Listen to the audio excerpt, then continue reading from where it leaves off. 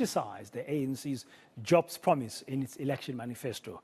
The ruling party is pledging 3.5 million work opportunities if it remains in power.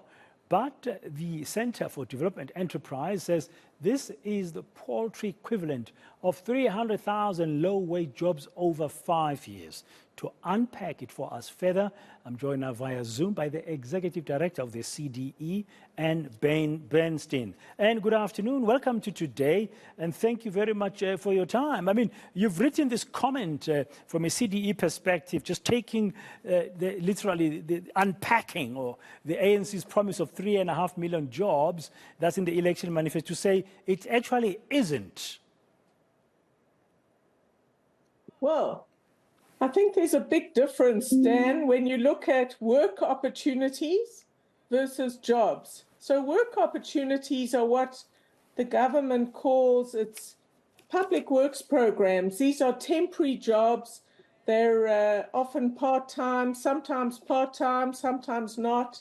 These are paid for by public money, and these are not like you or me getting a job at the local spaza shop, which continues for a period of time. These are short-term jobs, so generally 4 months or so, very different from getting a job in the private sector. And if you add this all up and work it out, they're talking about 3.5 million job opportunities, but this is effectively the equivalent of give it 300,000 jobs over 5 years.